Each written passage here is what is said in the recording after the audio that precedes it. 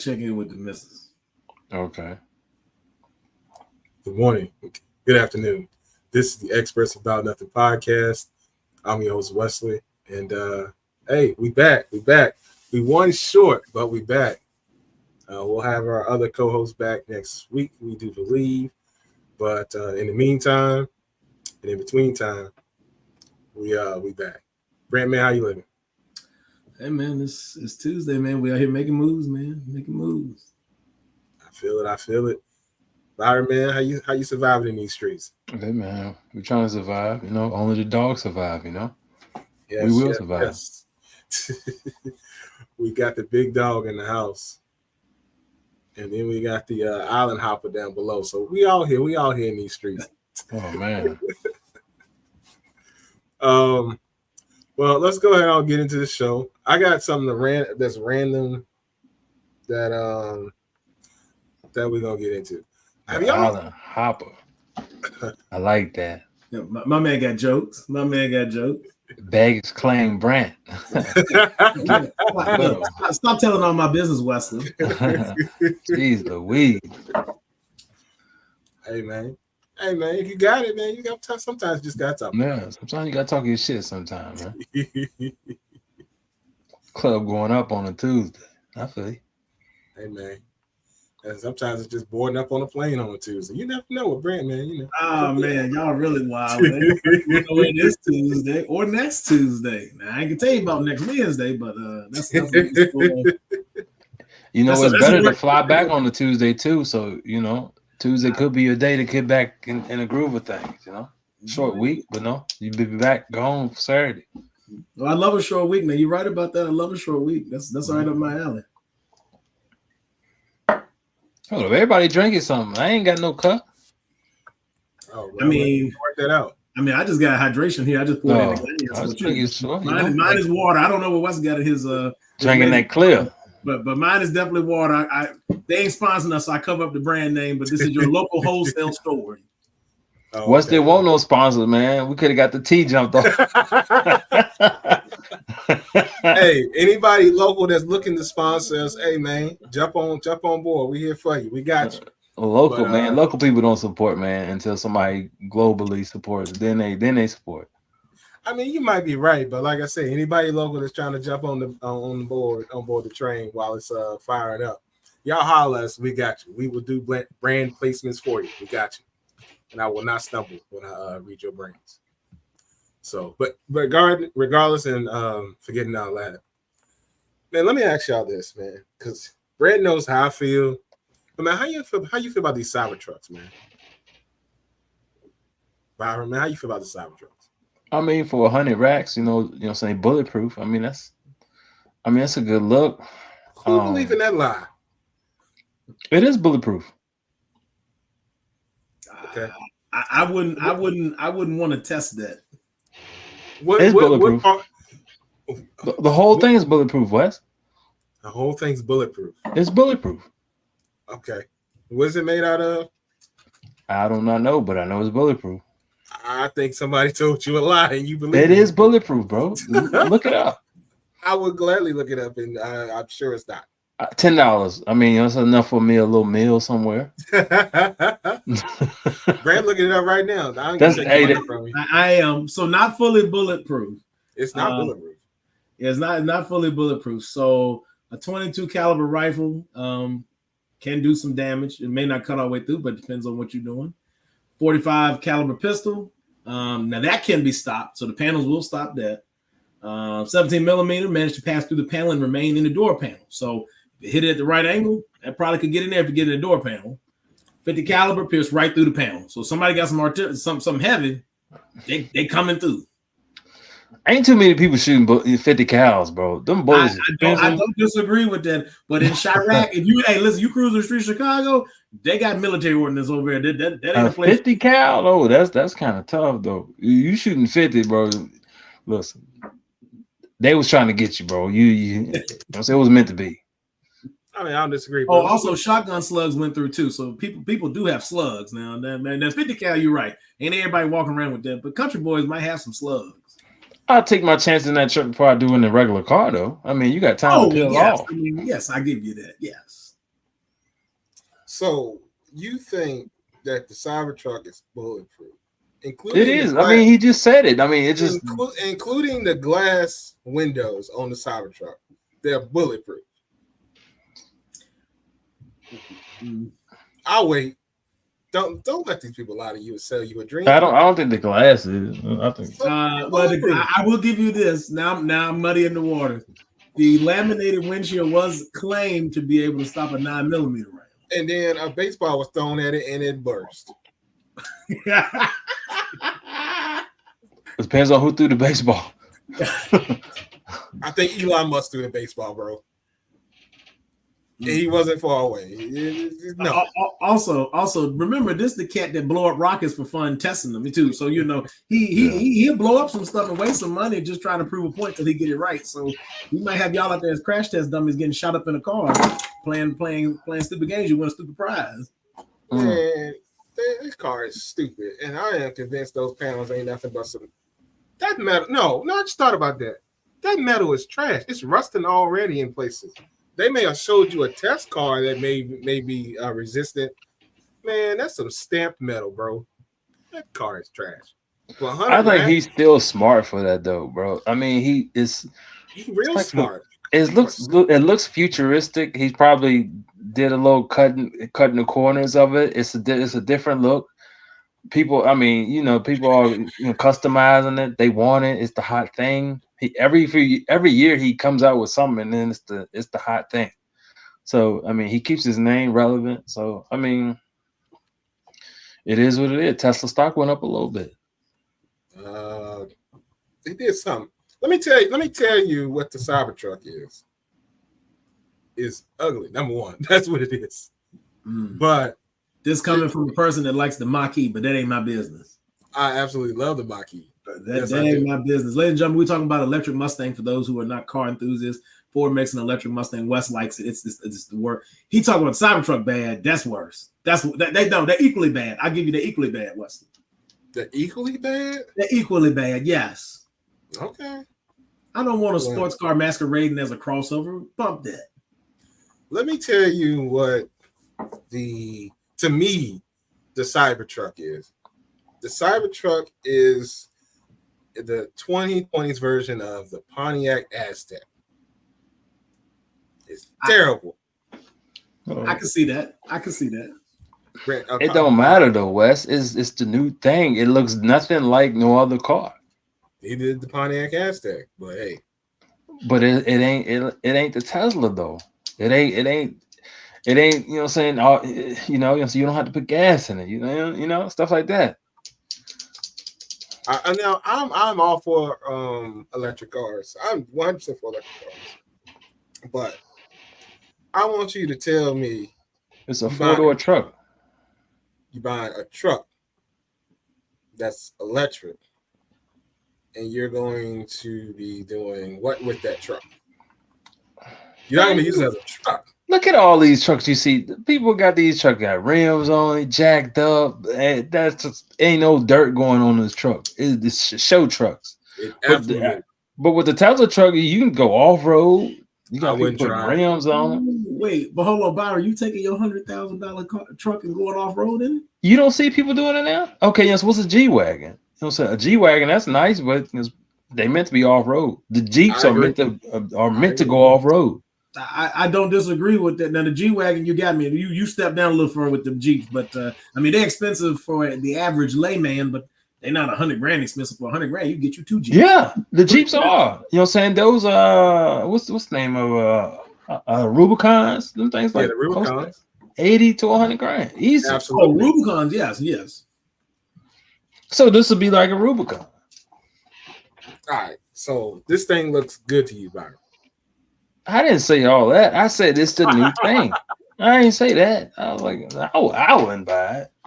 All right, that was my next question. Would you buy it? You can't tell me y'all don't mount a gun on this. This don't look like something from Halo Halo 1. Bro, it looks futuristic, bro. He always ahead of the curve, bro. This look like the pixels. This is real pixely. This is we ain't even. Every company has this, but Elon was just brave enough to put it out. Like every company has this. Ford has it. Chevy has it. Every car, every big big main car company has a truck that probably looks something like this, more futuristic probably, but they just afraid to put it out You know and at a reasonable price. You know why every company has this? Because every child drew something like this because they could not draw properly, so they were drawing in boxes and stuff.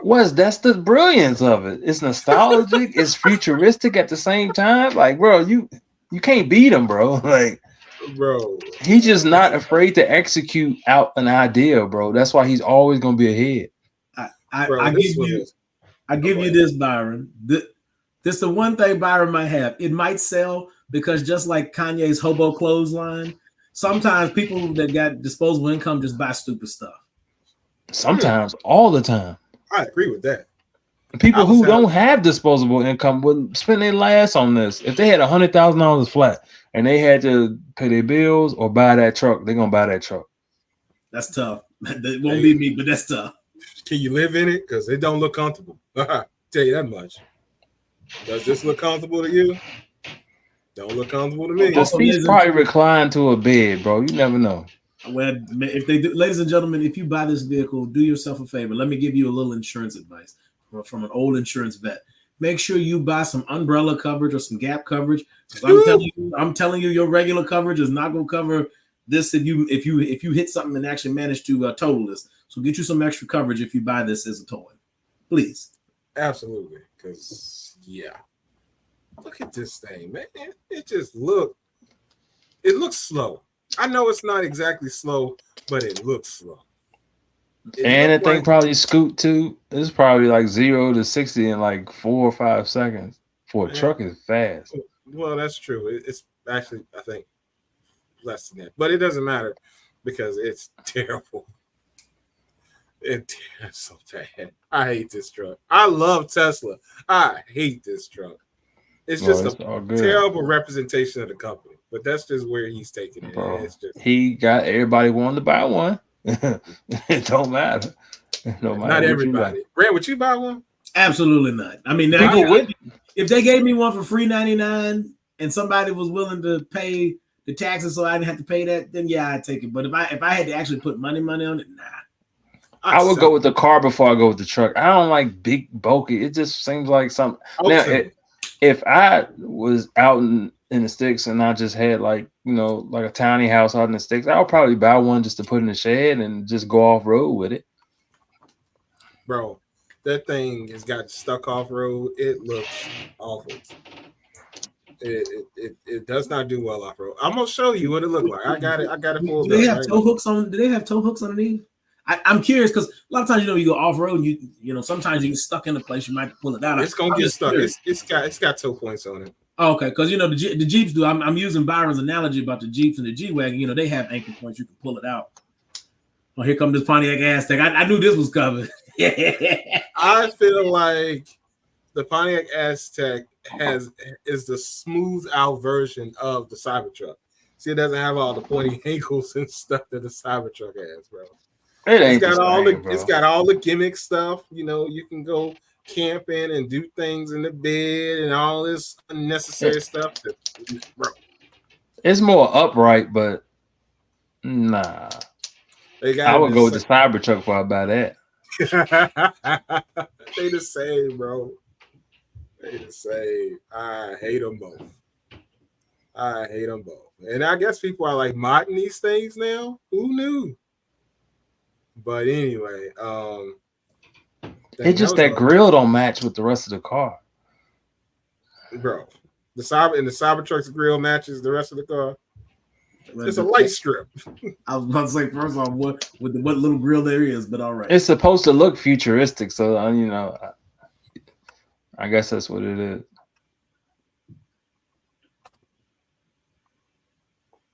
What is this?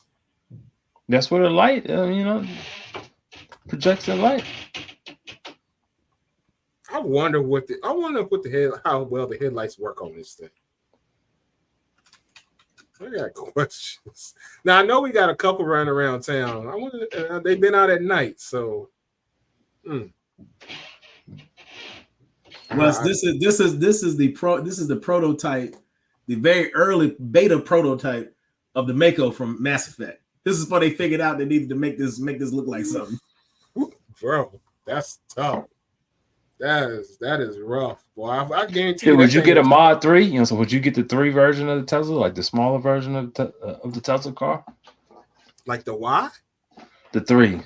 No, just the Mod 3. The Y is like the SUV joint. I'm talking about the 3. No, the X is the X is the SUV. The Y is the small car version. I'm pretty sure. I'm just saying the 3 is the smallest Tesla you can get. The 3 I would get. The 4-door, yeah, I get that. Yeah, the 4-door Tesla. I don't think it doesn't matter. That one. Wes, it is a 3 though. It's a Model 3. I know there's a 3, but there's a Y. And I think the Y. I know the Y is the truck. Is the the X is the truck. No, the SUV is the Y. Well, sort of crossover looking, but yes. Yeah, that's the Y, and the 3 is the car. The X. No, okay. Brent, will you tell this man that the X is the actual SUV? I didn't say you was wrong. I'm talking about the 3. I asked you a question about the 3. I didn't say nothing about the X. The Y is a crossover because it says it's a small SUV. So the Y is a crossover. That's what I said. The X is an SUV, and the 3 is a sedan, 4-door sedan. I said nothing about the X. I was only talking about would he get the 3. That's all I said. Yeah, I said I would get the 4-door. I would get the 4-door sedan. I would do that. I don't know about the 3 though. I don't know. I got some reservations about that one too. Now the S, the 3 for like 20 something now. You get it for like in the teens now. Yeah, the S sedan. Yes, yeah, that's the big boy. Yeah, I like that one. Yeah. They still run you like 70, 80K on that. Yes. Yeah, that's the big. I mean, that's the fast one. That's the sports one. Well, if you put the right things on it, it's a sports one. It's not. It's still faster than the 3. Well, I mean, it depends on how you mod the 3, but no, that 3 ain't faster than that. That's gonna be. Okay, Byron. I'm positive, bro. It ain't got the horses out of the gate. I'll just put it like that. Out of the gate. That's what. Yeah, I mean, like off the assembly line. Now, Wes, can you trick them out? Yeah, I mean, but that's true even for your combustion engines, right? If you trick them out, you can make them do more than what they do from the factory. But I mean, just as a starting point, yeah, no, I mean, you talking about if you mod anything, it'll be faster than you can put a fucking Lambo in a Honda. No, what I'm saying is there is a Model 3 performance that you can get from Tesla. That's what. Okay. But it's not gonna be faster than the S though. If it's a regular S, it might be. I don't know the stats, but I'm guessing it probably is. No, it ain't. Wes. It ain't. Then why would you? Who would get a 3 souped up? All right. Let me. So I got the stats. Okay, I got the stats on my screen. Okay. So I'm looking at the Model 3 performance. It's 0 to 60 in 2.9 seconds. Okay. Now you think that a regular Model S is faster than that? Yeah. Okay.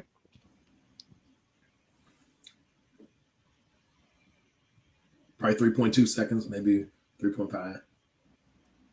You're right. I'm wrong.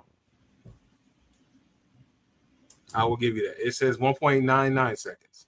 That's a whole second faster. She booking. I'm telling you, that S is crazy, bro. I've been inside one. I'm trying to tell him. I'll say, bro, that S is walking, and that plaid S is. That can't be right though. That is different, bro. It's scary fast. I know, but I got questions. Hold on a second. I wouldn't even want to. I'm not getting in one if you know what I'm saying. If they playing games with that S, I mean that S plaid. I feel like those are plaid numbers. I swear those are plaid numbers. That plaid is crazy fast. I'm aware of that, but the plaid is not the plaid. What I'm saying is the regular S cannot be faster than the plaid, and I'm pretty sure the plaid has those stats. Give me a second. The plaid feel like you in a spaceship. All right. I am corrected. I was right and you were wrong. Okay, I feel better now. So the regular Model S is 0 to 60 in 3.1 seconds. I said 3.132. That was my guess without looking at it. So back to the performance Model 3 actually being faster. So there you go. Because a performance version, that means they're putting the They're putting engines on the wheels, and they're giving it more battery power. So it should be able to be a regular sedan, which is heavier and everything. So Are we going off of 60 seconds, or are we going off of a quarter mile? Going off 60 seconds right now. Oh, But just to be clear, the Plaid is 1.99. The all-wheel drive S is 3.1. Top speed of the Plaid is 200. Top speed of the all-wheel is 130. This is the Model S. Now, if we go with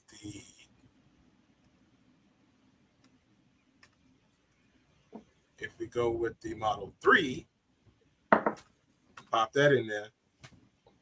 The performance all-wheel drive is 2.9 and 163. So that's where you are with your Model 3 with the performance all-wheel drive. So this is your Tesla advertisement for the day. Buy the cars, avoid the truck. My opinion only. Elon, talk to me. Prove me wrong. Let me get one for the weekend. Prove me wrong. Well, Wesley, give it to you for the weekend. You got to go somewhere other than the Hill City. You got to go somewhere with some actual streets, Wesley. You can open that thing up. Oh, if I got it for the weekend, as long as it plots me the proper course of charging things, I'll be touring for the weekend.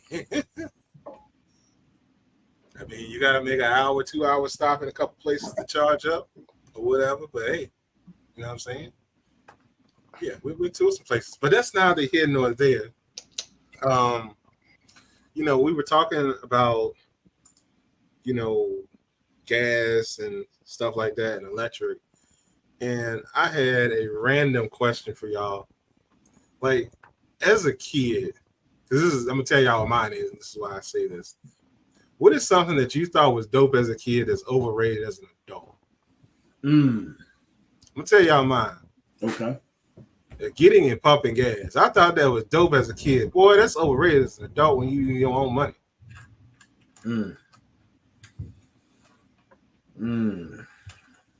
Okay. I would say if you got like an SUV, yeah, that's definitely that's overrated because it's always a nice price. Well, that's what I got. So, well, that's what I got too. So. It's always a nice price. And you got a big body car too, Brent. But she is good on gas. It's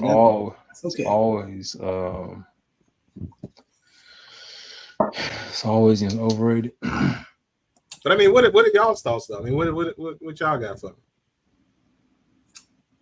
I got you with a tough one. Well, you could do some things to make this work, but as a kid, the way that they presented alcohol, right?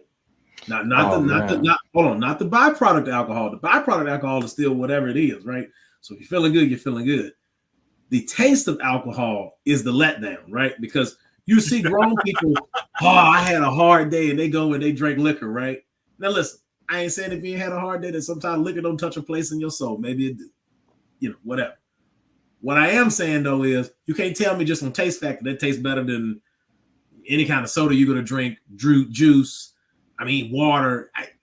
It just ain't. The taste ain't it. Now, it is an acquired thing, sort of like wine, right? Like you're drinking it. It can't. But like just on taste factor alone, like as a kid, I was like, whatever this is that you got to be 21 to get. I said this stuff must be out of sight. I got to get grown and taste alcohol for the first time, various types. Like beer was the other thing, right? Because you always see a ton of beer commercials. Liquor commercials, you have to watch certain things to really catch those or be in a magazine. But actual beer is in everything, right? Like you watch a sporting event. I'm about to hurt some people's feelings. Beer trash. I don't care what nobody says. Yeah, for sure. Beer bro. Trash. I'm sorry if I hurt anybody's beer trash. Only thing get big on me is my belly, so I cannot drink beer. So my belly gets huge. So that was another thing. Like seeing my dad drinking Milwaukee Best. Yeah. And it just make me pee all the time, bro. I can't pee like every 5 minutes, not my thing. I just feel like that's overrated. I feel like the bar was overrated. Okay. The bar, the clubs was overrated. Like every weekend, I'm not about to be in here staring at y'all every weekend. Spending money every weekend, bro. Every weekend. Every weekend. Let's somebody Now, let you I in. will say a nice lounge isn't bad. Yeah. Now I'm of the age, and that's how you know we're getting old. I'm of the age. I want to be able to hear the music. I want to be leaving in my ears still ringing later, and I want to be able to see a little bit. The lounges got low lights, but there are lights, right? A lot of times the spots that be jumping. I mean, they got lights, but they strobe lights, color lights. You ain't seeing that. And, so I mean, I'm with you. That's a little overrated too. I mean, it's good if you got a good group with you, like if you going out for one, but like the people that do it every weekend and stuff, nah. See, I will go to a club in a big city, but it has to be a pocket club. More like a pocket club, like a certain type of club, like, you know, like they only play certain type of music, or you got to be dressed a certain way, like that type of pocket. Smaller cities, I feel like the club, everybody know each other. Nobody's really dancing because this is that person's girl, this that person's baby mama, or this they used to go. Like, nah, I'm not with all that. That shit just creates drama after drama. That's why I don't even go. I've been to a club one time here. One time. My camera doing something weird. Y'all see a flash? Yes, I did see it at the top. Okay. I don't know what that's about, but continue the conversation. Sorry. I mean, that was it. What was one more thing overrated? I would say drinking. He said drinking. That was one. That's probably it. That was overrated. I could just feel that was overrated. That's it. That's pretty much it. Everything else, I pretty much expected. Especially the club. I mean, the clubs is just like, that's the craziest one. I thought it would be like the Hot in Here video. Like every time, right? Yeah, like every time, like, man, he's just in there. Crazy. Bro, there's more dudes in there checking out dudes than anything. Like, what? Why are you focusing on the man? We ain't. Byron, like I thought. Am I lying? No.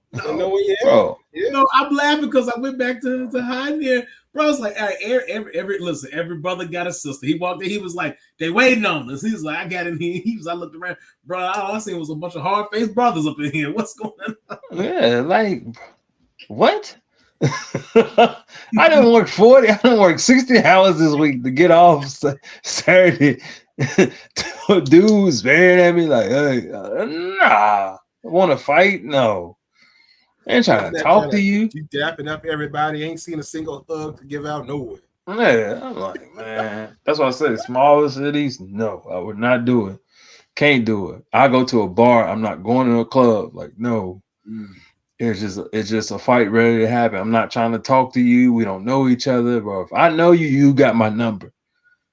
If we don't have numbers, you don't know me like that. I'm telling you, don't.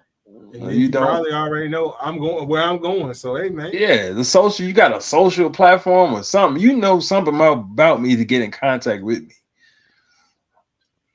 Yeah. No, that's a big miss. But yeah, Brandon, well, Byron, I agree with you, but Brandon, I definitely agree with you because I know seeing my dad sipping on that Seagram's back in the day, old Seagram's gin. Oh, the Christmas tree liquor. Christmas, ladies and gentlemen, if you never tried gin and you want to taste it by itself, you know what? If you've never had a real Christmas tree and smelled pine, turn that into liquor, and that is what gin is. It ain't that bad, but that's funny. Drinking Christmas tree blood. It ain't that bad, but that's funny. He said Christmas tree blood. That's hilarious to me, bro. I would say another. No, I ain't gonna say. When it was overrated as an adult. Nah, that was something different. Hold on. I was about to say like parks, like casinos. Casinos is like overrated.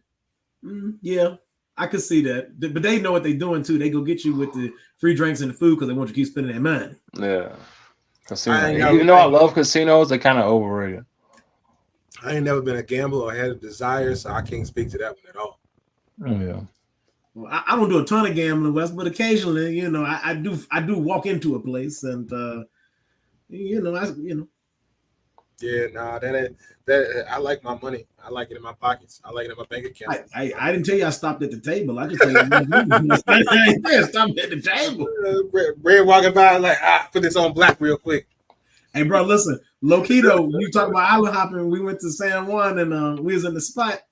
I'm walking through, right? So we're going to dinner, right? So it's a nice restaurant. They got a live band and all this stuff. I'm walking through. I realized after we sat down, I looked over and Holly, she was like, did you know they had a casino here? I was like, I did not know they had a casino here. I looked over, I seen, all the machines, I seen the tables. I was like, huh. I did walk through, Wes, but I didn't, I won't. You ain't putting that down on the table. Yeah, I ain't putting that down on no tables, Wes. I mean, I put some down on my table to pay for my bill, but I ain't putting that down on the table in the casino floor. Yeah. Well, that makes more sense.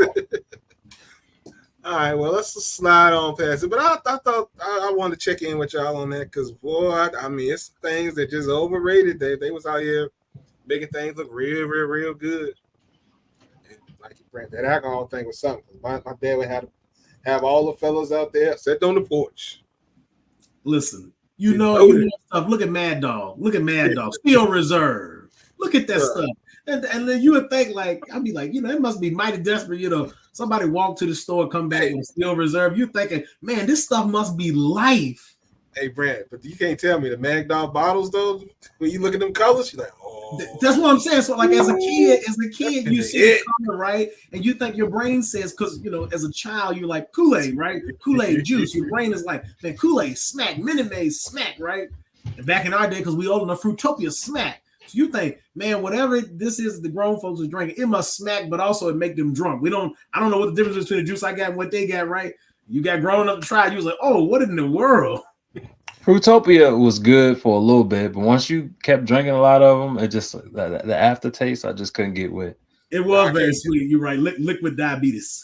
I can't give it you on that one, Byron. Fruitopia hit to the last drop. As long as it's cold, I'll tell you on that one because. I'll say a resume was overrated too, bro. A resume. Like having a resume? Having a resume is overrated. Yeah. You got to at least have it. It depends on where you're going. If you're trying to get a job in certain places. But once you get in there and you start talking, hey, it is what it is. Yeah. I think you get the job mostly about like who you are more than actually what you done. Yeah. If you can sell yourself once you get in the door, that resume don't mean nothing. Yeah. Right. And most people lie about actually doing. I would say doing the right thing is overrated. Oh, wait a minute. I don't think is that a childhood thing or that's just an adult thing. That's because they teach you as kids, like you do the right thing and you'll get, so you'll get everything you want. That's not true. Oh, okay. Well, that is not true. That's not true. Whatever. It's people who willing to do whatever to get what they want, and they gonna get what they want. All right. While they on a cruise, living their best life, you did everything right, and you struggling with your bills. But that person who's willing to do backstab, do whatever, they on a cruise with the woman of their dreams, doing whatever they want to do. Follow up question. I feel you on that, Byron. I understand where your logic. I want to turn it though. So, Byron, what's more important to you at the end of the day? When you go to bed at night and your head hits the pillow, when you go to sleep, like if you know you've done well for the day, right? I don't mean necessarily financially well, though that matters a little bit. Would you rather have gotten all of the getting? So you got the honey, you on the cruise, you laying back, relaxing. But you've done all this backstabbing to get to the top or to get wherever you are. Is the trade-off then is, can you live with yourself making these seemingly negative decisions? So that's the trade-off, right? So if you don't have any sort of built-in self-conscious about yourself and about how you appear as a person, that might work. But if you are the type of person that's like, man, I ain't have to cuss that person out or tell that person's business, backstab that person, then the trade-off is your conscience. How do you sleep at night, right? So I ain't saying you're going to get everything you want, but I would say it might be now. Your chances of getting what you want is very high. I could agree with that to a certain extent, but Sometimes, man, doing dirt catch up with you, and that's the dangerous game you play. At least if you, I don't think it's a such thing as karma. I don't know about karma, but I'll go biblical on you. You reap what you sow. True, very true. But some people don't get what they sow in this lifetime. Well, we don't know that. Sometimes looks can be deceiving on the outside. We only see what we can see, right? The image they present, right? Do we play fair in an unfair world? I mean, do you want your ill-gotten gains? That's the answer. I mean, how you? I think before you do something, I think you got to calculate your risk assessment. Like you just know, like you got to calculate your risk. Like if you know you're willing to do whatever to get it, you'll take whatever comes with it. But then you got to keep that up. Like you can't ever fall back from it. You got to keep it up. True, but people forgive. Mostly black people forgive. Like, oh no! Think about it. Like Biden can put black people in jail, and black people still vote for him to be president. So when you say forgive, hold on. That's a whole nother conversation. Because it's true though. Am I lying, bro? Look at who's on the other side. Look, man. Hey, look, man. Look who on the other side is. Listen, bro, you could vote for somebody that was independent or something. Okay, if I do that and I waste that vote, right? You waste that vote, right? And then you waste. How's it a waste? Because every vote counts. Every vote counts, absolutely. But you already know the independent ain't gonna win, right? How do we know this? Well, what did you tell us earlier, Byron? The game is rigged. That's what I'm saying. Look at your history. Look at your history, big dog. It's one or the other, right? It's typically one or the other. And you trying to tell me, because I see everything. I ain't got to forgive you for nothing. But I look at what's here and what's there. And I know what's over there because I see him lie every day. He lying in 2024 at 9:47, and he'll be lying at he'll be lying in 2025 at 5 p.m. I guarantee you it'll be the same thing because this man will tell you everything is wrong and everything's against him. But when something goes right, he'll also tell you that he did it. But okay. Let's line up the both of them. Look what they were willing to do to get to where they at. How many people you know? Like, just look at all the stuff. Like I said, backstabbing, lying, whatever. If you're willing to do absolutely anything, on the other side, and I'm not. You have no choice but to give it to either one of those. Think about the position they were in. You just said I had no choice but to vote for them, meaning they did all of that to get to that point. Wait. So you consider? So you trying to tell me that Trump is not a backstabber? Because now I'm just saying, I'm saying that he is. I'm like, he did lying, backstabbing, whatever, conniving, whatever. Mm-hmm. But he got to a point where you had to vote for either him or Biden. And you think Biden ain't do the same thing? No. You think he got there he did everything the right way? No. But he's a career politician. There's levels to it, right? Who created? It don't matter if it's levels or not. No. Listen. If his conscience is ate up, if he did one thing wrong to get there, if you knew you did everything right, but you cheated on the test back in 9th grade, everything you ever did you can cancel out because if your conscience can't sit with what you did in the 9th grade, everything you did after that was annulled, right? No. This is Byron logic. Byron. I'm just saying. Hold on, Byron. But wait, hold on. Let me help you, Byron. It is okay to be human. We sometimes let's. I know Wes, but I'm trying to find the middle ground. It's okay. Okay, we've all been kids, right? We all went to school.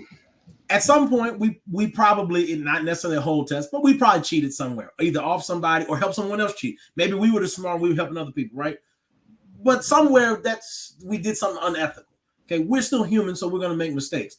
That's a different quantitative subject about being human and making mistakes than it is to knowingly, willfully, purposefully, repeatedly do underhanded, shady things. Now, Byron, to your point, as a politician, do they do shady, underhanded things? Sometimes, yes. The levels of degree with that shift a little bit. what I'm saying about Donald is shifting underhanded in all phases of his life, whether it's political, personal, you name it. The man shifted about everything. Now, I ain't saying Joe ain't shifty on some stuff. I ain't saying other politicians aren't shifty, no matter whether they are red, blue, elephant, donkey. It doesn't matter. There is a little bit of shiftiness that is occurring, and I agree with that. I agree with everything you're saying. But how did he get to that point? Because he was willing to do whatever it took. Right? No. All right. He just got there by luck then. No. It isn't that. You can do the right things and get there too, Byron. Well, listen, I'm gonna be honest. Okay, let's go back, Byron. I'm gonna use the same people you just used. If Donald Trump never becomes president, I don't think you ever have a president Joe Biden. I think Joe Biden is a result of Donald Trump and people being like, whoa. And so there was this, because again, originally the choice was Hillary and Donald, and they didn't want Hillary. So they ran to Donald, and then Donald was president. And while you might have been, some people might have been happy about some things, not everything was perfect. Then you had the pandemic. So now you got, okay, well, this is the worst of the worst, right? Like at this point, they're like, he's worse than Richard Nixon. And they made him resign. They made him quit because they told him if he didn't quit, they was going to impeach him and they was going to kick him out, right? So Joe came up because Joe was like, ain't nobody else going to run against this dude. Let me just try and see. I think I can beat him, right? I think if Donald doesn't run, there's no Joe Biden. Point blank, period. Full stop. But I think if Joe's not president now, somebody else having to be president, I don't know that Donald runs again, other than maybe wanting the protective blanket of presidential power. But that's neither here nor there. And that's a whole lot of there right now. That's a whole other bucket of things. But now, to your point, Byron, did Joe Biden do things that are not something I would always agree with? Yeah, because he's human. I mean, that same statement can be made about all presidents. But where do you grade the paper, though? It's like you trying to grade the paper. No matter what, if it's unethical, Byron, it all depends on how he feels. Let me grab the paper from you. Let me grab the paper and explain it to you a different way. Typically in politics, you work your way up. You don't start at the top. You work your way from the bottom and you work your way up, right? Normally for a job or anything like that, that's what you do, right? You have to put in the work to get to where you want to be. Your boy that's currently the president took the steps to get to where he want to be, including being the vice president of the United States. He had learned on the job experience from seeing that, also being around for forever, but that's neither here nor there because we keep voting for these old white dudes. But that's neither here nor there. But look, your other guy, he jumped the line. He just went straight to the top and said, I'm me, let me in. I'm gonna lie, cheat, and steal to get my way in. I'm gonna blame everybody and tell you that she's wrong, she does this wrong, and she's the worst thing ever. Let me in the door.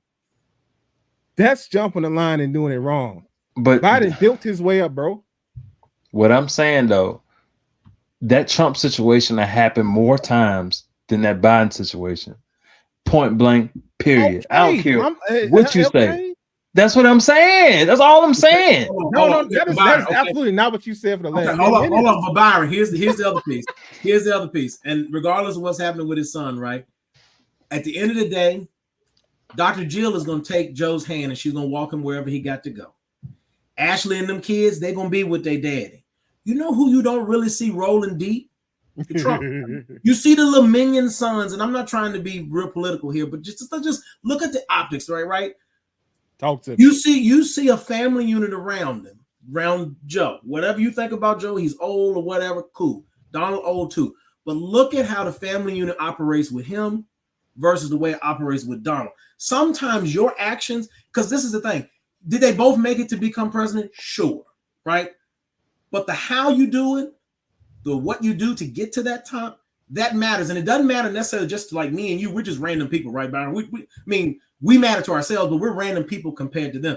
Yeah. But when you go in the house and your kids don't want to talk to you, when you're telling stories about your children, you can't actually tell stories about your kids growing up. You just say, my kid's a good kid, right? Okay, cool. But you're just making a generalization about your kid. You can't tell me, Lil Junior, hit 3 home runs yesterday. There's a difference. And that's what I'm saying. Like, I'm not saying both of them have probably done things that they're not proud of that are unethical, but seemingly judged by the people around them, one is more welcomed by their family than the other. And no matter what you and I and what the rest of the public thinks about these individuals, their family tells a story dynamic that we can't even imagine because they're there every day. They get to see all of the stuff that we don't see. And two different stories. So, and Byron, to get back to your original point, your way original point before you got into the politics of it, but we still gonna stay on the politics of it. Your boy that's over there jumping the line and did all these things, everything that he did is showing back up on him. My man is pulling money out his behind because he out here got to pay out here for sexually assaulting women. That's coming out of his pockets. So he was jumping the line on that. He's paying the price for that. He's out here making bad business deals. He's paying the price for that. He out here basically trying to manipulate an election by paying all people. He's paying the price for that. My man taking L's left and right. You know why that is? Because of ill-gotten gains. Eventually, it always come back to you. You say karma don't exist, but he getting his. That's why he's trying to run so hard for president and trying to do all these crazy things, because all his comeuppance are coming to him. They come up and to him. You know what I'm saying? Think about that. Because at the end of the day, he can say that all this stuff is rigged against him, but every time that something rings, it seems to come up Donald is wrong and in the wrong. Not a day in jail. Not yet. Bro, he's going to jail. I'm telling you. All right. Let's go to another example then. Stop it. He's not going to jail. Okay, he ain't going to jail. That's fine. Hold on. I see black people go to jail for walking the street. I'm going to give you a black example. Before you get to the next point. He ain't going to jail. Stop it. If they have managed to actually do this and they put this man in custody, we must have an emergency episode of the show. Bro is not going to jail, bro. If he go to jail, he's bailed out in 24 hours. You can't bail out a criminal. You can't bail him out if he's sentenced. It don't matter. Dude's not going to jail. Okay. All right. Well, let's go to another example. Another example. They can stack charges all they want to. Cuz not going to jail, son. Okay, keep saying that. All right. Now, what about your cousin Diddy? What about him? His come up and seem to be come up in too. Listen, he's going to jail if the case may be. Look, man, listen. Case may be. Unless he got some crazy dirt on somebody, they probably broke in his house to get the dirt. Yeah.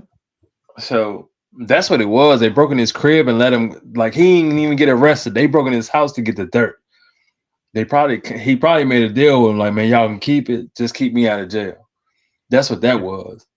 Hey, Trump, they noticed 2 years ago they ran up in Trump's crib too, probably go get his dirt, and he probably had tapes stashed somewhere else.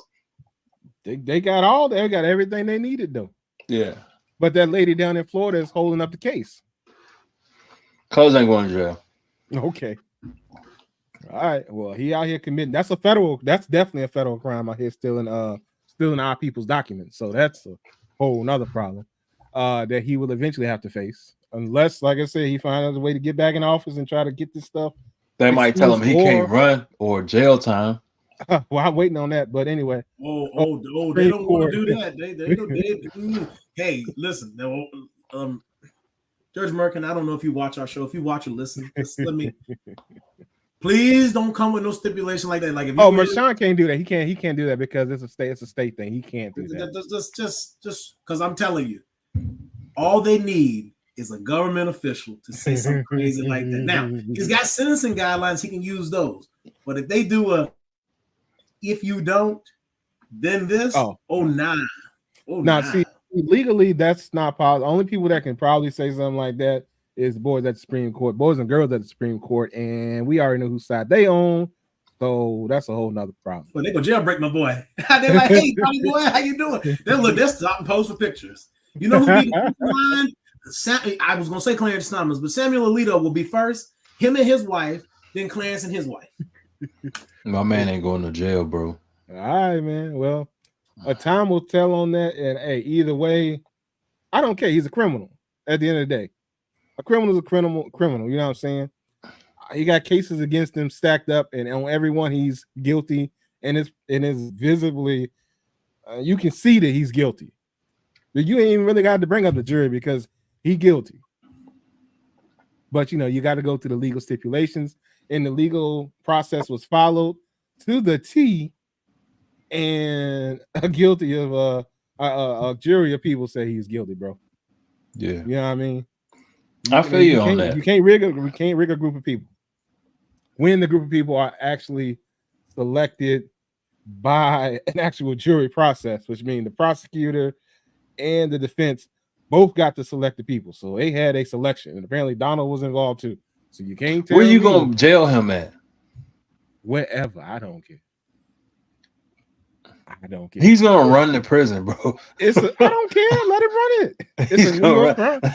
Hey, but my question is, you can't put him in no jail, bro. It's just, it just won't work out, bro. I got a question though. I do have a question, Brandon. Maybe run into this. Maybe Byron. Maybe bro, too powerful. He raising millions of dollars hey, I need money. I'm selling sneakers. Because people are always willing, and you have to. I was talking about this today, and some people may not like that I say this, but there are a certain group of people that seem to align themselves to losers, and that's the problem. Because they love the people that lost the Civil War, and they love Donald Trump.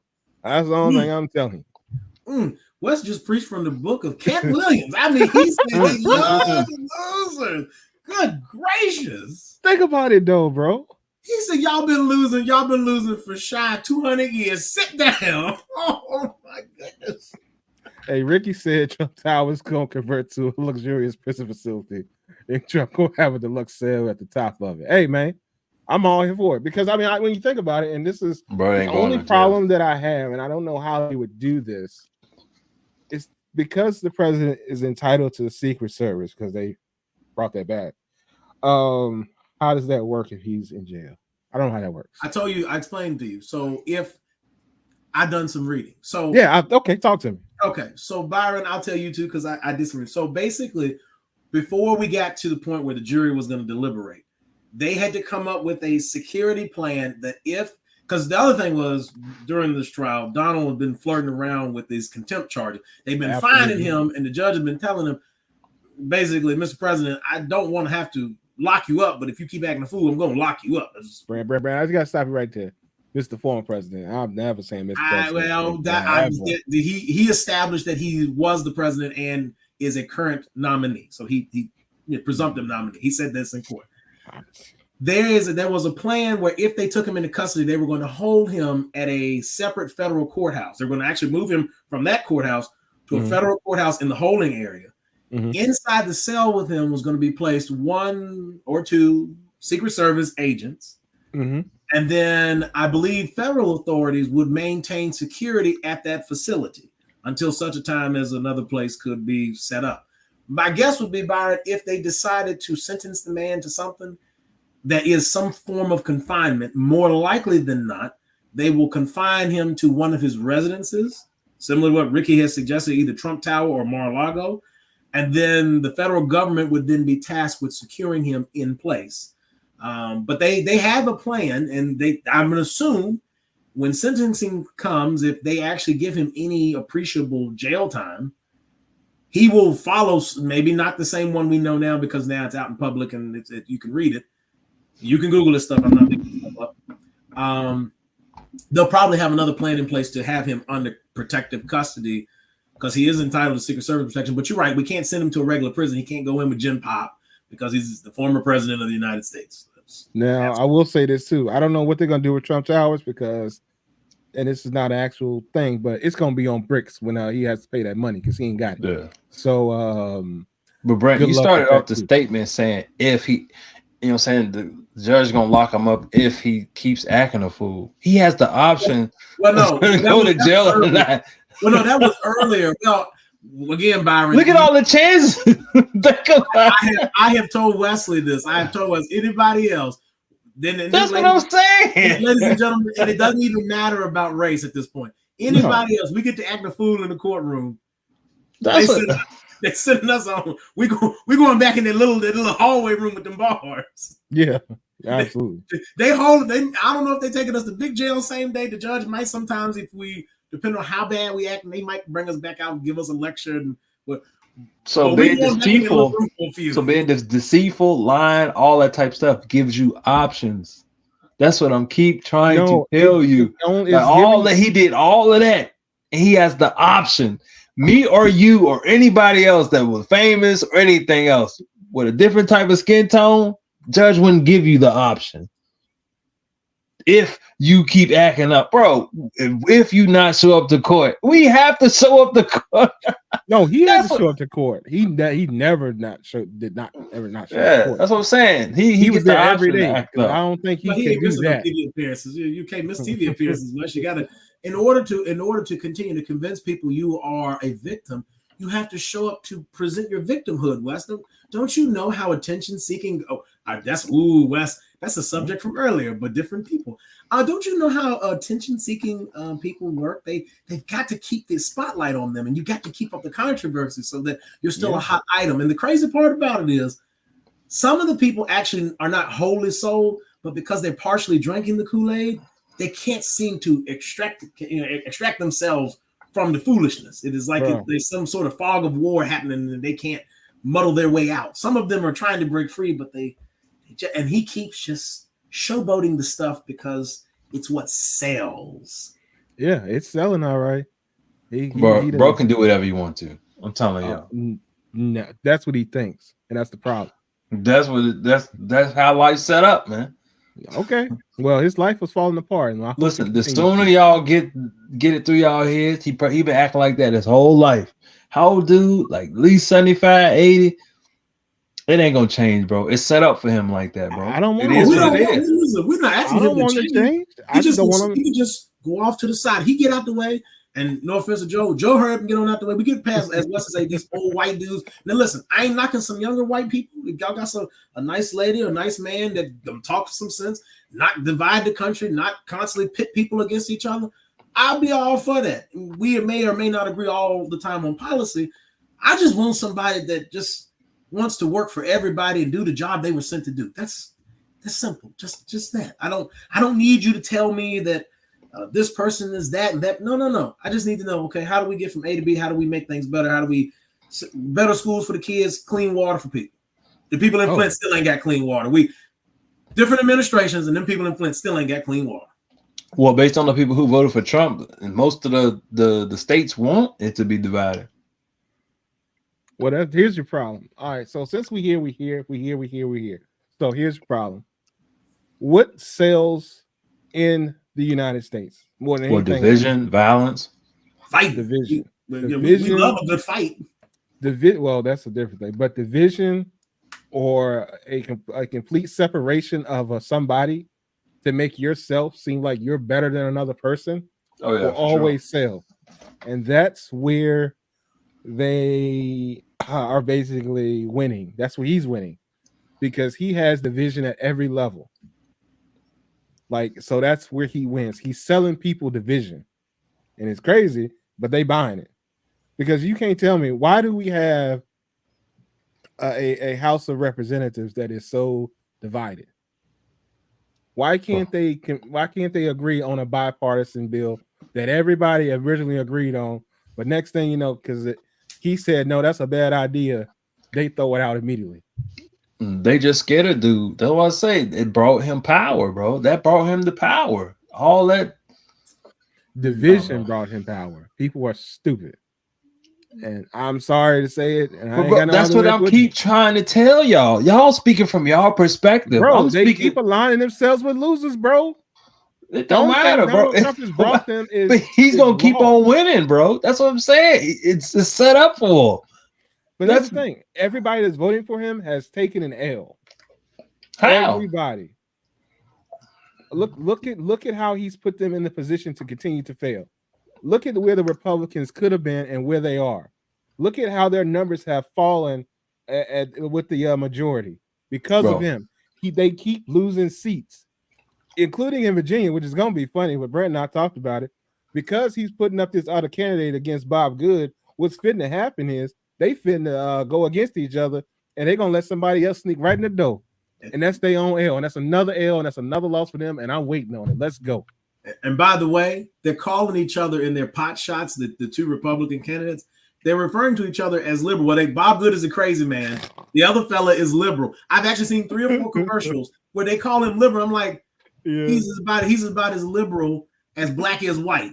And I'm like, I'm looking at this right. I'm like, you know what's gonna happen? The voters gonna get to the poll. And I told Wes this. I hope both of them, even if Bob loses the primary race in June this month, I hope Bob stays in. I hope the other man stays. So there's 3 people on this ballot. Yes. Because what's gonna happen? The electorate is gonna go in the 5th district of the Commonwealth of Virginia, and we're gonna be like, we know that name and we know that name. They called him a liberal, and that's the crazy man. Yeah. We don't know that name. He might be all right. Yeah. Hey, you know what's crazy? We are now a part of the 5th district, so we are included on this. Yeah. So the Lynchburg has changed, if y'all didn't know, because I didn't know this, but Brett and I discovered this the other day. Somehow this man represents us now. But your man gonna always be ahead. Why? Because he gives you hope. He's not ahead. He said, listen, I'm just saying in general, he's always gonna be winning somehow, some way. He's always gonna be he's always gonna come out on top of a situation. Why? Because the hope aspect and the blast from the past, the nostalgic feel he gives the people. Hold on. Number one, what hope has he provided me? I have no hope. I have no hope for him. I get no hope from him. You know, I mean, you know what I see? It's the MAGA slogan.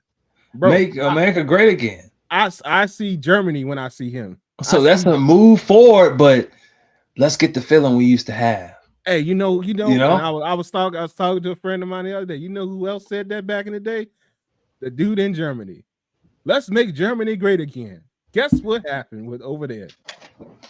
Look what happened over there. So I don't care what they trying to say. He be talking about the Mein Kampf. He talking about stuff that they be talking about. He looked very German to me. I don't want America to become Germany because last time I checked, they ended up on the wrong side of things. So yeah, I got no hope. I ain't got none of it. You don't give me hope. I have more fear than hope. I have fear that I may lose my country. That's what I got fear of. I will never vote. So I don't care what nobody tell me. I will never vote for that dude because everybody that say they love this country and they vote for that dude, they don't love this country. Matter of fact, they don't even love this planet because the man is not good for the planet. You feel me? Like he'll put this planet in a place it should never be. So absolutely not. Never, never, never, never. You want to talk about how old Biden is, how slow he is, all these other things? I don't care. I tell you, I will be voting for, and I tell you, I won't be voting for. Tell you like that. I mean, you're not gonna beat that blast, that blast from the past, though. That nostalgic feeling Trump delivers. You just how things used to be. How things used to be. Hey, let me ask you this: the good old days. Everybody that said it. Byron, what happened the last time he tried that? He lost. Yeah. Man, talk to me. A hit dog gonna holler. So if you think about this, Byron, I want you to think about, and I don't want them to reverse anything. This is more why we need to vote. Think about what society has had since 1954. We have went to school together. So we've learned together. We've worked together. We marry each other. We have families together. Them people that want that little last relish of the good old days, them people are over a certain age and people who've been taught a mentality to hate each other. Those people are on the way out because natural selection is taking it. It might have took a long time because these people ain't had to go out and fight, but they are eventually phasing out. You can ask folks that are our age today, some of them might vote for him. I guarantee you they know different things about our culture that people older than them don't.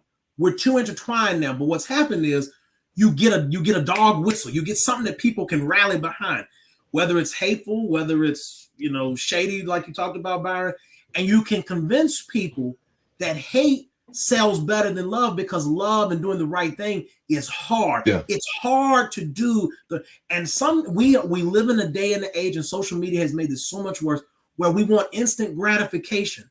So doing the right thing, doing the hard thing that might take a long time to build, we're lazy because we can't wait. We're not patient.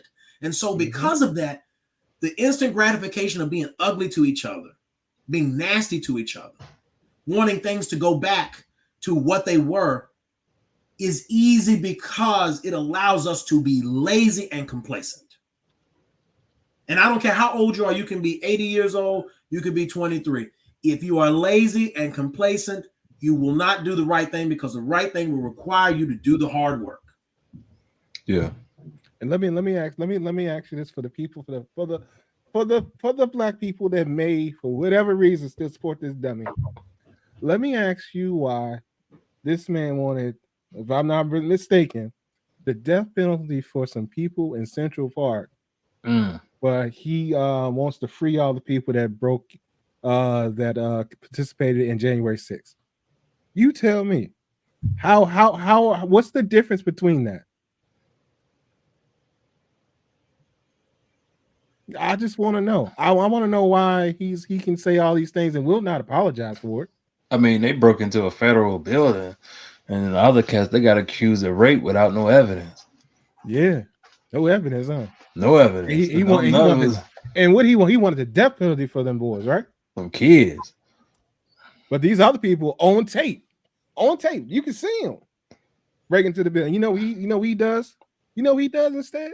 This man takes our national anthem, and y'all know I'm not the most patriotic person. I'm just not my thing.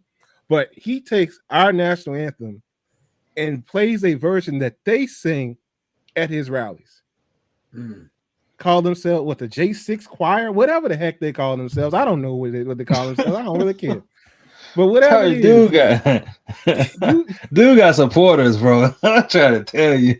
But you ain't nothing he can do wrong. These people are dumb, bro.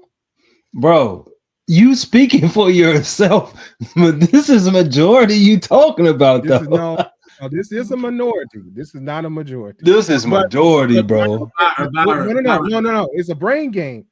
Let me tell you why. This man will go everywhere and tell you that he has 100,000 people at every one of his rallies.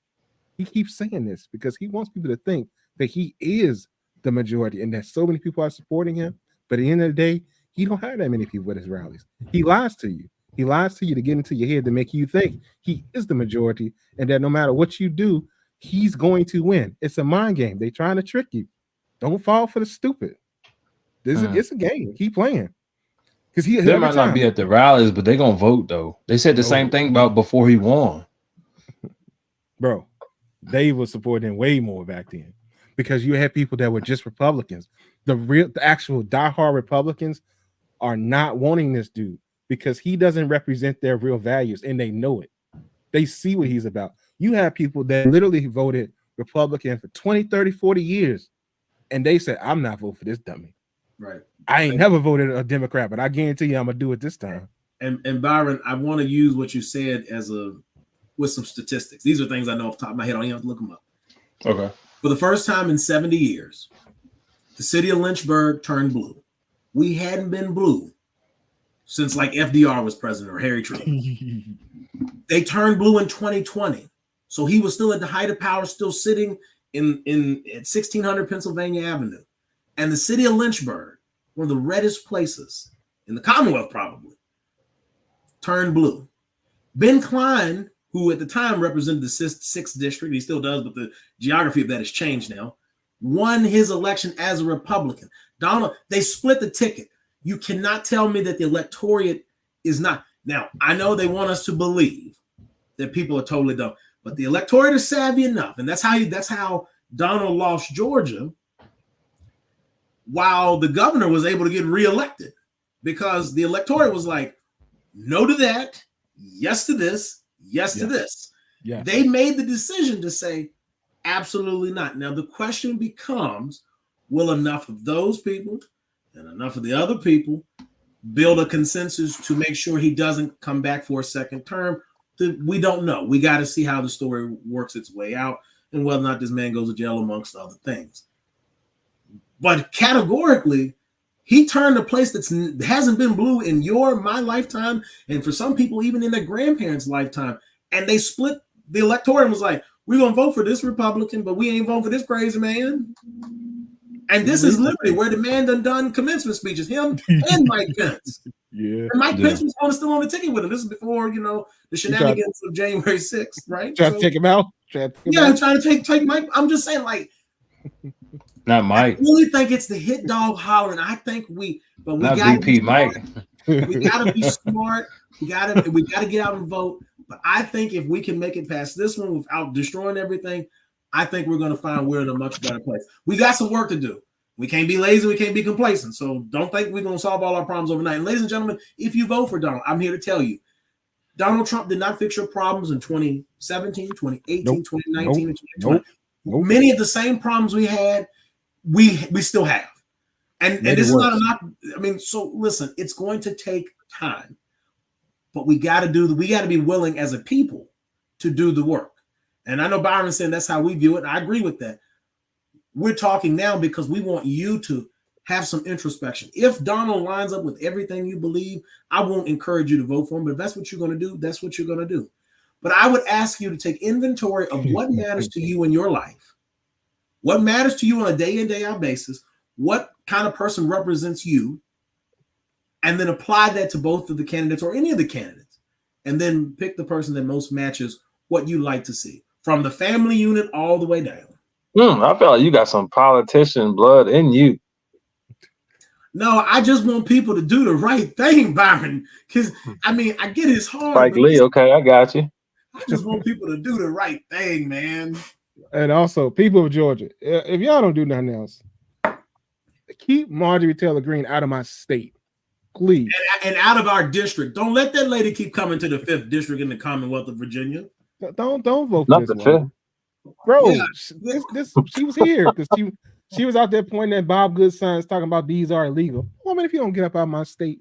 Also, one other thing, Byron, to Wes's previous point, I'm going to use a biblical principle to teach you something about why the Republicans probably going to lose in November.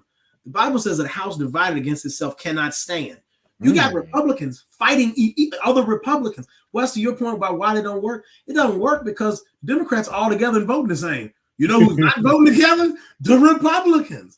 And it's because you got your traditional Republicans who the normals, the normal Republicans that we've known, they're trying to hold the ship down. And you got a small group of crazies holding everybody else hostage. Sometimes they convince another people to rally with them, and so they get some numbers. Other times they shun them people, and there'll be the 5 or 6 people that don't vote for something that gets passed with bipartisan efforts. But they are at war with each other. Ladies and gentlemen, if you're at home listening, think about this when you go vote. Do you want to vote for people who can't even agree together? They're at war with the people who ideology-wise should be on the same seat together. They can't even agree amongst themselves. And you want to put that back in power. They can't agree for the 535, for the, I guess, 200 and some of them that are in the House and the 49 or 48 in the Senate. They can't even work together to agree on a handful of people, less than 300 people. You want to give them the keys to 330 million lives. Come on, y'all. And the crazy thing is, if you get rid of one, things will change. The head of that snake got to die. And then all the things, everything else start going metaphorically, ladies and gentlemen, metaphorically. Secret Service don't come for us. Metaphorically. Yeah, Metaphorically. Absolutely. But I'm just saying, it's got to go away. Make it disappear, and your actual normal politics will go back to normal, and maybe we can function as a nation. Because I don't have, I've said this many times, I don't care about Democrats. I don't care about Republicans. I care about the country. We need to make things happen. And the only thing we can do, unfortunately, is vote for these folks. But get your right folks in, and then get the poison out of Washington, and we'll be okay. And get involved. Okay. You want to change it? Be the change you want to see. I'm not a politician. I probably could write some speeches for one, but I'm not a politician. What I'm saying is, if you want to get involved, get involved. Sometimes it's because the regular people like us don't get involved. But if you have the moxie and you got the ability to do so, you trained in law, and I know some people that are lawyers I went to school with. I would encourage them, if I ever meet old boy, and I won't put this on social media, but if I meet old boy, I tell him I think you should probably run for office. I don't know what party you should run as, but you should probably run for office, because we need people who want to see everyone succeed, not just a certain group of people. Absolutely. But let's slide on from the politics because since we landed there, we'll slide on past that real quick and talk about some tomfoolery something else I thought of. Byron, let me get your thoughts on this. What are your thoughts on player coaches? In particular, players that, when I say player coaches, I mean players that have become coaches. Like, do they do well if they were actually great players? So how does that work out typically? I know how my thoughts are, but I want to get yours. I think they do well if they ran an offense. Okay. They ran an offense. Okay. So now let me ask you this, because this is something that I thought of and I talked to Brand about it. When was the last great player that became a coach that won everything? That won everything? Are we talking about like assistant coaches? No. Head coach. Head coach. That won everything? Oh, and by great player, let me give one more clarification. By great player, Hall of Famer, because that matters. That matters. Well, Hall of Famer as a player. Hall of Famer as a player. Hall of Famer as a player? That became the head coach. Yes. Oh shit, like Bill Russell. Exactly.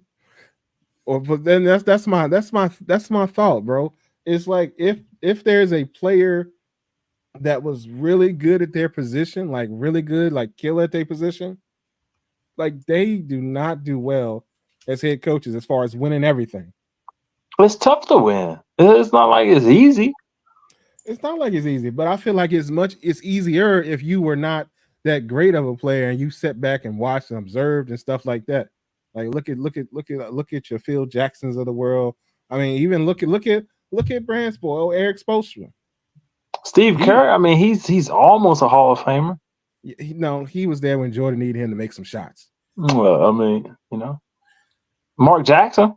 Well, he didn't win it all, but So I got some stats. I want to give some color to this. So we are up to what now? What, 60, 67, 68 finals now, something like that. If Jason Kidd wins, he'll be the best modern era.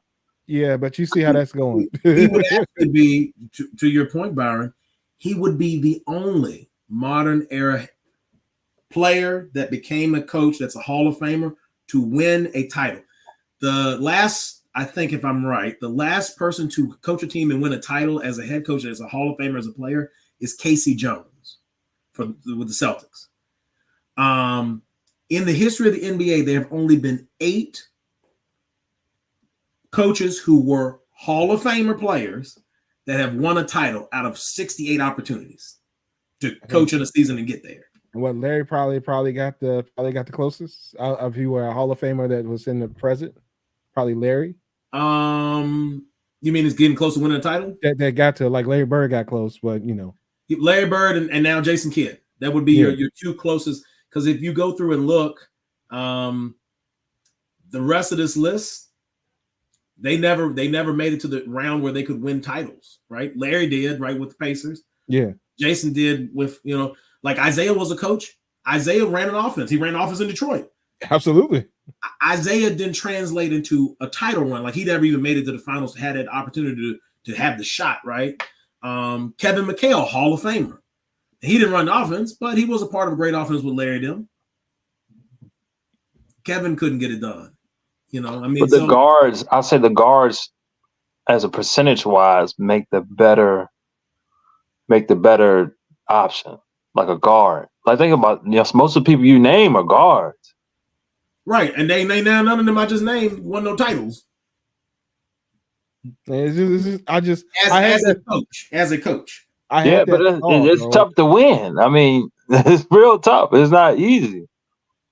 We didn't say it was easy, but Steve Kerr got 4 of them things. I'm just saying they can't get it done. Ty Lue got a guard and he won, but he ain't no Hall of Famer though. That's it.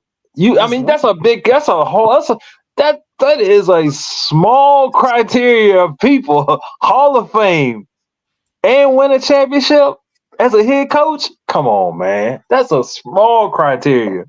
But you've had people try it though, and they can't do it. It's tough.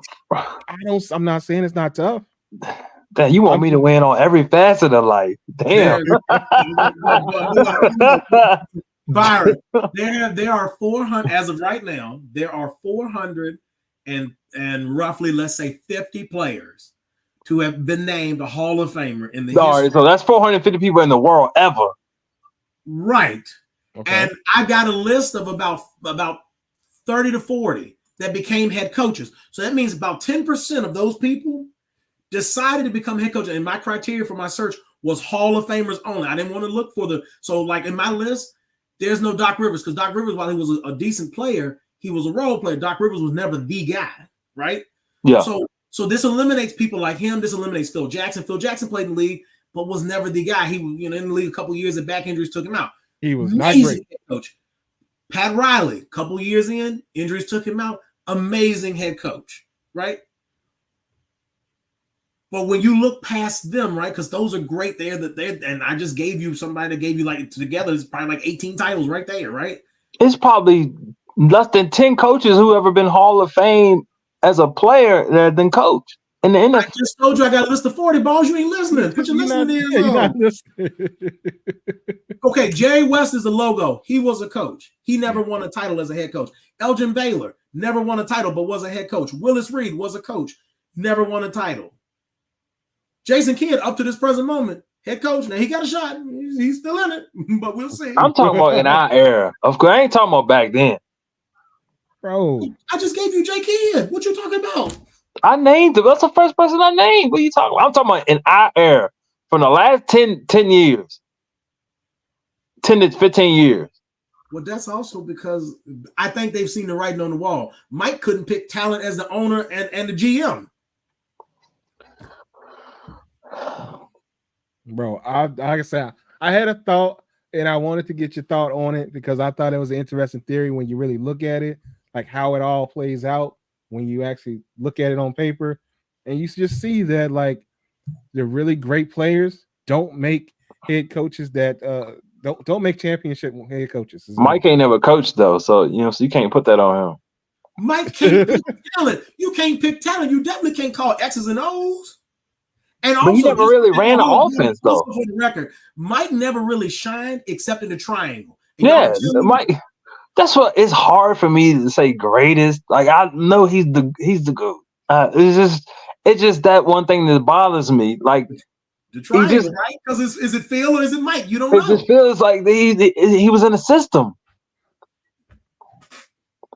And I'll say this, and this is gonna sound crazy, people. I don't mean it's a sacrilege, but you could make the same case for Kobe. All 5 of his championship runs, Phil Jackson was running the triangle.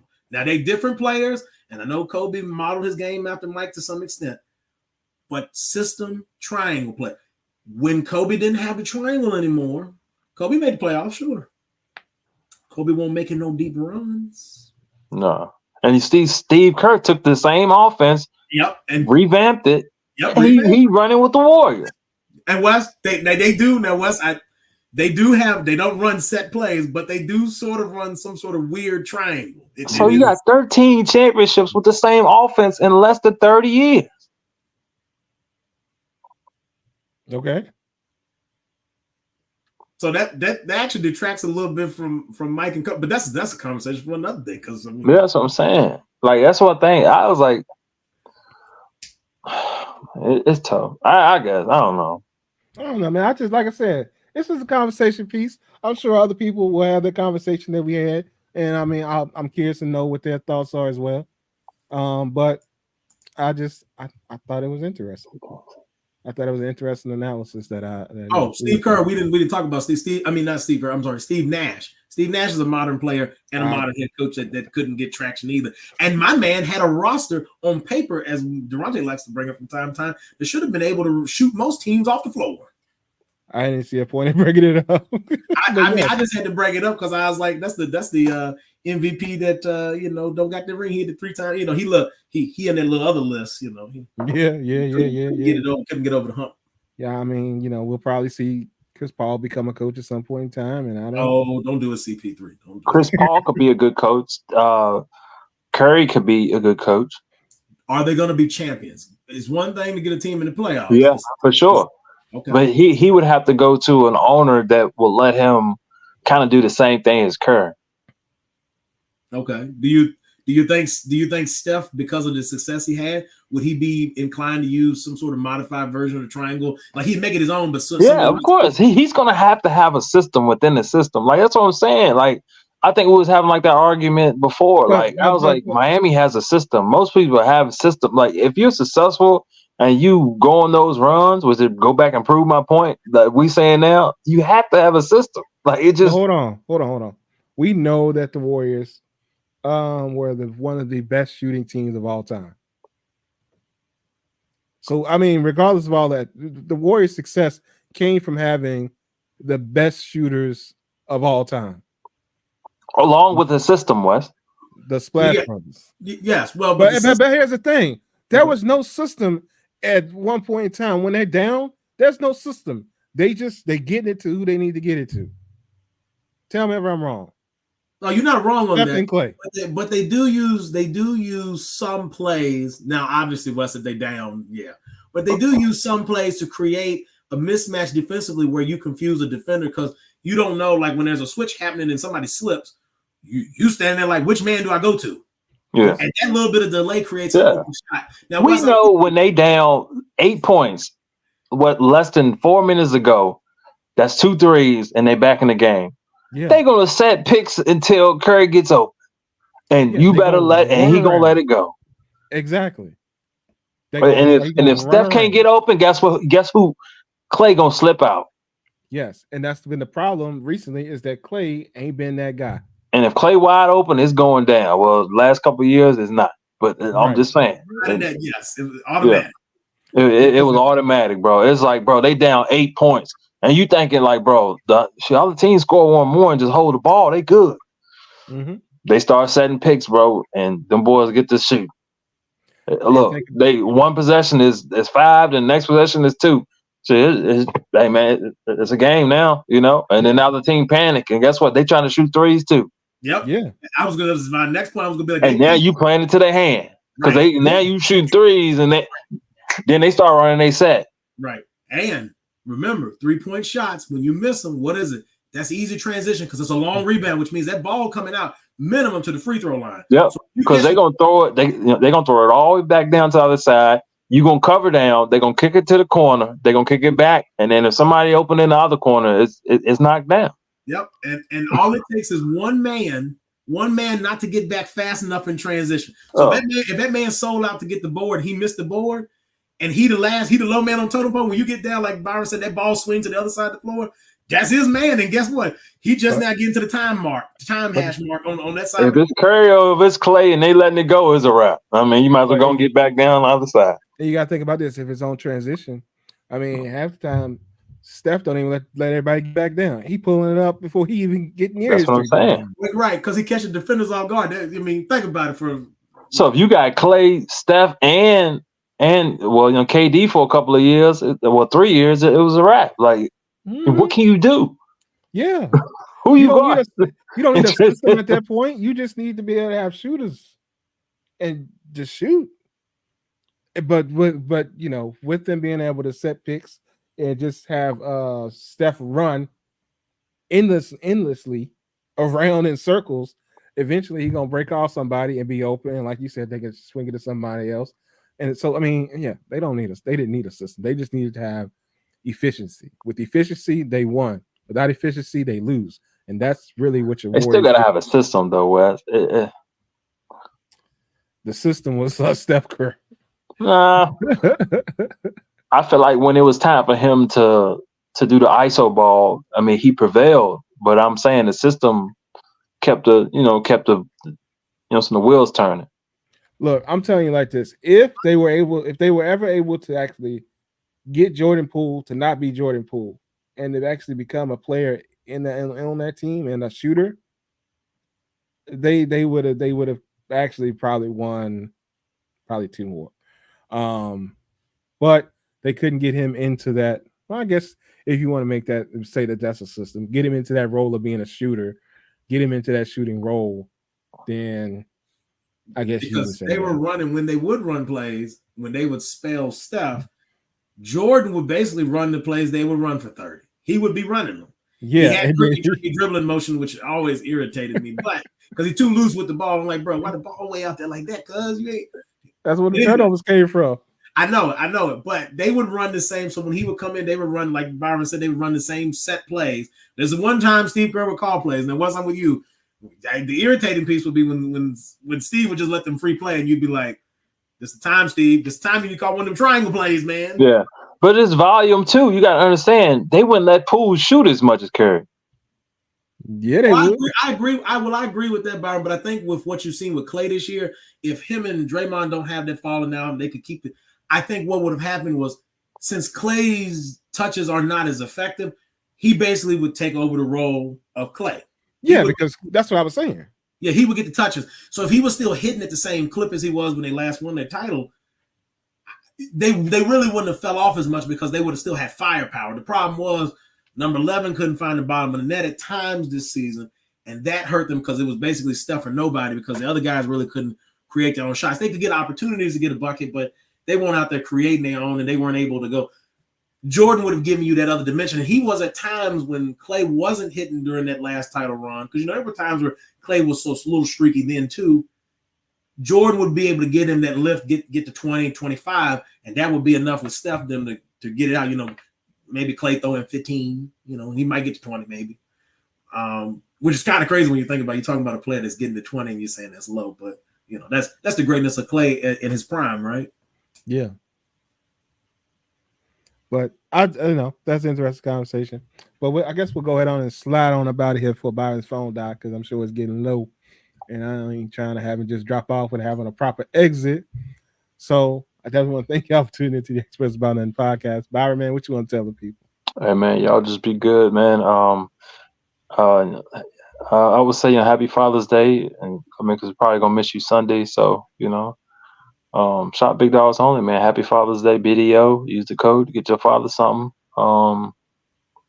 That's pretty much it, man. Y'all have a good weekend, man. That's it, man. Enjoy yourself. All right. So y'all heard what the man said. He said put in the code, not here, but on the site, BDO, and get your people something. Get your father, if you want to, something good on Father's Day. Or, the code will work for you too if you're trying to get yourself something. You ain't think about your father, whatever. Check my man out and come through. The Big Dogs. Definitely think about your father. Damn, that's tough. Hey man, it's some people out here. Some people out here like that. Hey, I'm sorry, you ain't got. And it's true though. That's true though. So just saying, hit my man site up. He got you. And then Brent, man, what's going on with you? What's going on with you and the missus? Well, first, before we get into my normal forte, this month we have a special event. We are collabing with none other than Mr. CEO himself, Big Dogs Only, for a Father's Day giveaway. Ladies and gentlemen, go to Gifted Hands 08 on Instagram. Follow the instructions on the post. Not only can you get an amazing cup and coaster set for your dad, so he can have his beverage of choice, whether it's the alcohol that was not the kid-friendly stuff he thought it was going to be. He has coasters to protect his tables he worked so hard to pay for. And most importantly, he will put that hat on, that crown, to let you know he is, in fact, a big dog. So, ladies and gentlemen, please participate in the giveaway. This is something that you can get your dad. Doesn't cost you money, but of course, we love to have your support for both businesses. And you can't do nothing without the Big Dogs. So, Big Dogs Only, Gifted Hands, working together on the collab. So, as Brant just said, be sure to go to Instagram at Gifted Hands 08 and click on the post. It'll show. It's also on the screen here, but if you can't see the screen, go to Gifted Hands 08 on Instagram, and you'll see exactly how you could enter the giveaway. You got to like the post, tag a friend, leave a comment, and then if you share the post, there's a bonus entry. So y'all be sure to go there and get in. But also, just be sure if you don't, you got something custom that you want to maybe have made for your father. There's still time for that, right, Brent? There's still time. There is still time. Get your orders in, but this is Tuesday. Father's Day is Sunday, ladies and gentlemen. So do be mindful of that. But yes, absolutely. So if you want something custom and you want to holler at Holly, let her know what you want, and maybe she can make your vision happen. So Gifted Hands 08, holler at them. But with all that being said, this has been the Experts About Nothing podcast. and we out.